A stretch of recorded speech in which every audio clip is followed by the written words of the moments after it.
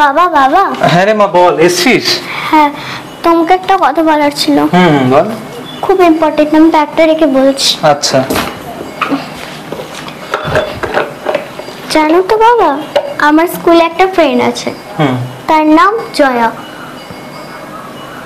জানো, তাকে আজকে স্কুলের প্রিন্সিপাল খুব বকাবকি করেছে। কেন বকাবকি করেছে? কেন? পড়াশোনা করে আসেনি নিশ্চয়ই, না হোমওয়ার্ক করেনি? না না, ওসব কিছু না, ও পড়াশোনাতে খুব ভালো। তাছাড়া আমাদের ক্লাসের ফার্স্ট গার্ল। তাহলে তাহলে বকাবকি করেছে মানে বুঝলাম না। অ্যাকচুয়ালি গত 3 মান্থ ধরে ওর গার্জেন স্কুলের ফিস জমা দেয়নি। ওদের বাড়িতে গার্জেন কলও করেছিল, গার্জেন ফোন ধরেনি, তাই প্রিন্সিপাল ওকে ধরে বকাবকি করেছে। তারপর আর কি, তুমি বলো ওই বাচ্চা মেয়েটা কিভাবে এতগুলো টাকা পাবে, আর কোথায় বা পাবে? সত্যি তো, এত ছোট একটা মেয়ে। কিন্তু তুই আমাকে একটা কথা বল, ওদের অবস্থা তো ভালোই ছিল, হঠাৎ এরকম হলো?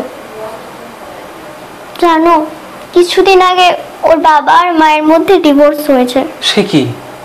হ্যাঁ, আর ওর মায়ের শরীরটাও খুব খারাপ। আর ওইদিকে ওর বাবা অন্য একটা মেয়েকে বিয়েও করেছে। তা ওর মা কোনো স্টেপ নেয়নি? না। তো ছোট একটা মেয়ে, এত ব্রাইট ফিউচার এইভাবে নষ্ট হয়ে যাবে?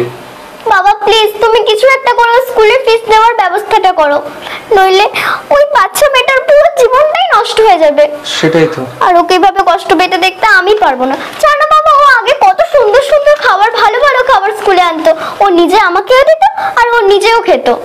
কিন্তু এখন ও রোজ চিনি রুটি আনে স্কুলে, ও খেতে পারে না, ওর খেতে কষ্ট হয়, তবুও ও খায়। আমি বুঝতে পেরেছি। ঠিক আছে, চিন্তার কোনো কারণ নেই, আমি দেখছি। আজ থেকে ওর সব যাবতীয় দায়িত্ব আমি নিচ্ছি। তবে একটা কথা, ওর মা সুস্থ হলেই আমি আমার অফিসে ওনাকে একটা কাজের ব্যবস্থা করে দেবো। আজ থেকে ও আমার একটা মেয়ে, কেমন? থ্যাংক ইউ বাবা, আমি শিওর না বাবা।